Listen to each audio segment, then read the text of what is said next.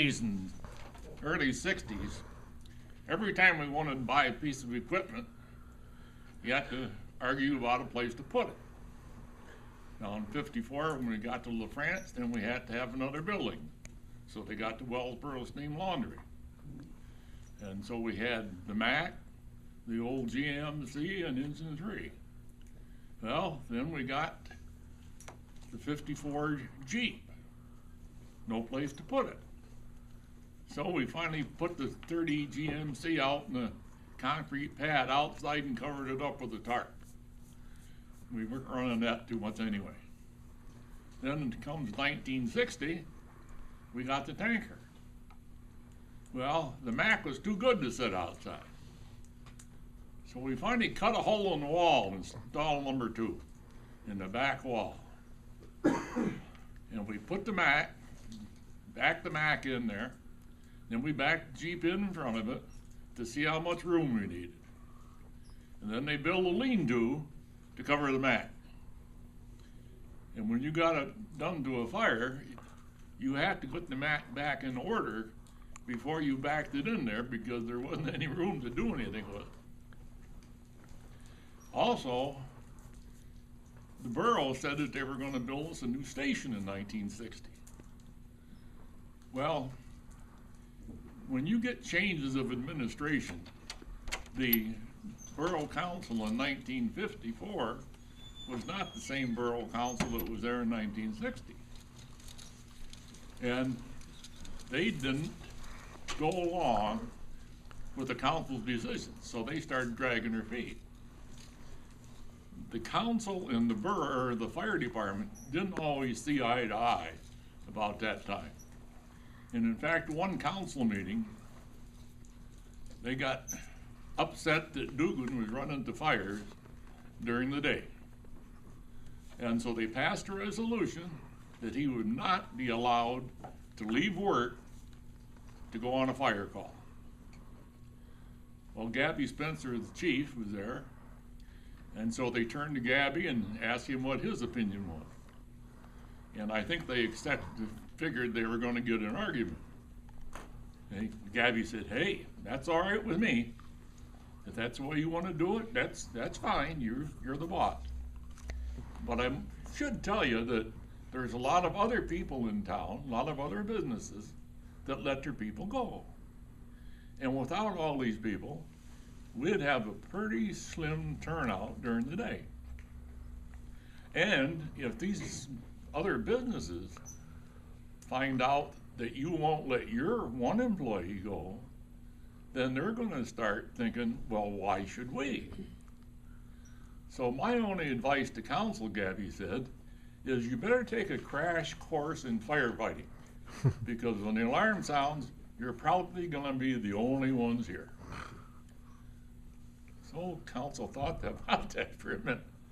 Pretty soon they made another motion, another resolution, cancel the first one. So John was able to leave and fight fire. And like I say, things were a little bit contentious there. And toward the end of 1960, the firemen were getting fed up and frustrated because they didn't have a new fire station. That old steam laundry was all right to house the equipment, but it was nothing. And so finally, the firemen went before the council and they said, if you don't give us a new fire station, we're going to put it before the people. And we'll ask them for $150,000 to build a new station. And a couple of the councilmen thought that was kind of funny. Said, why don't you ask for $300,000? Well, they didn't give us a new station.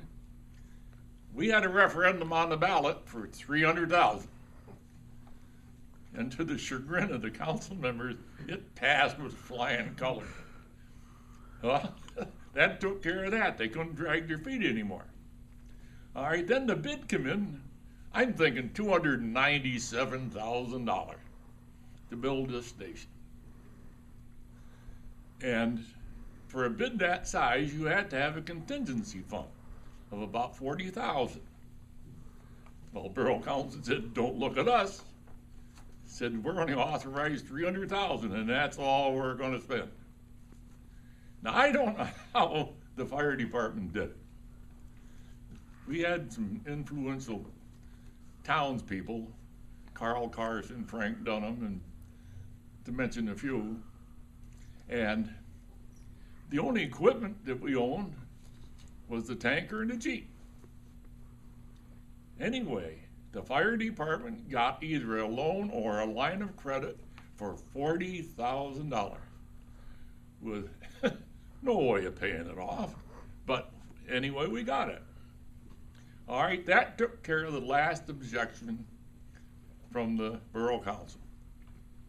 So they went ahead, raised the 2 houses, the steam laundry, and started construction of the new station. And it was almost derailed when they dug out for the basement. They found that the water table in this part of town was pretty high. The first thing you know, they had a swimming pool. And then what were you gonna do? Now, I'm sure some of that contingency money went to pumping that out and building a basement that would keep the water out. That almost derailed us. All right. When they tore the station down, that presented another problem. Now, the MAC, we set outside of the American Legion there in the parking lot next to where John Murphy's got his law office. The MAC sat outside where the tarpo. Starlee and George Dempsey had a gas station down where the Nittany Mini Mart is. 2 bays.